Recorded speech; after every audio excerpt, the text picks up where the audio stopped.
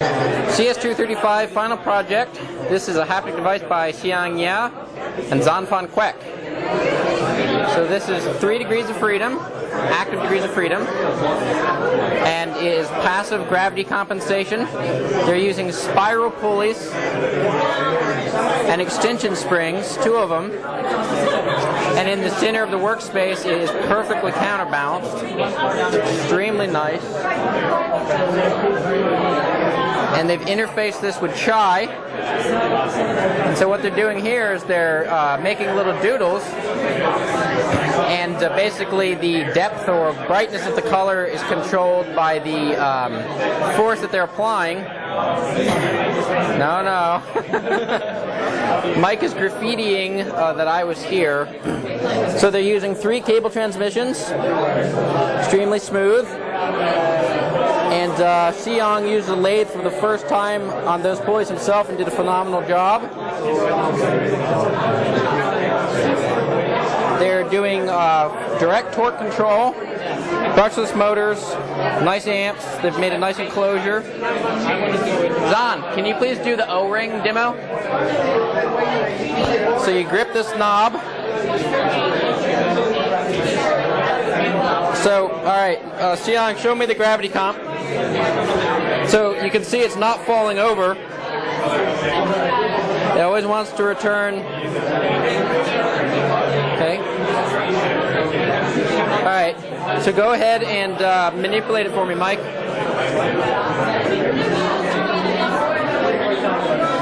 So the forces are very high, very stiff mechanism, and they've plugged it into Chai so they can do arbitrary haptic interaction with their custom haptic device.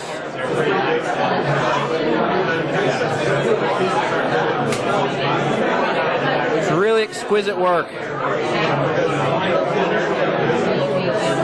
Very, very smooth action. Okay, CS235 final project, Xiang Ya and Quek. This is their 3 degree of freedom haptic device, and it is quite amazing. So first, Zan, can you go ahead and just start drawing there for me? Okay, and so the harder he presses, the deeper the color is. Okay, and now he can select a different color, so you can paint multicolors. Okay. Now go ahead and do the O-ring example. Now note, Zan is not holding on to the device, and it is passively gravity counterbalanced using spiral pulleys and springs. It's a very good usage, so he's not wasting all of his motor energy. Here's a second example. This is the classic Chai 3D O-ring. And the forces are quite high, and the device is quite stiff. It has good free space feeling. Okay. Now, do you guys want to tell me a little bit about how your device works? So our device consists of 3 brushless motors for 3 degrees of freedom, basically translational motions in XYZ. And so we have the base Z-axis, and we have a parallelogram here with the 2 motors grounded to the first link. So this actually helps us to reduce inertia at the endpoint, because you're putting all the inertia back at the base. Okay. And to further reduce inertia, instead of using weight as counterbalance, we use spiral pulleys.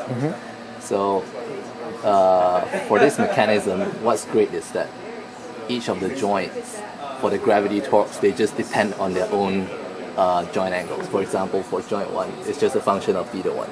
Okay. So that makes designing the pulleys really easy. We just now let me get in here. These are the spiral cap stands here, and they're connected to linear extension springs down here. Yeah. So go ahead and move the knob for me and let's see the springs stretch. You can see those stretching. Cool. And then they have 3 cable cap stands, and this is their first time using the lathe, and they did a very nice job. Okay. Guys, super terrific. Very impressed. Thanks.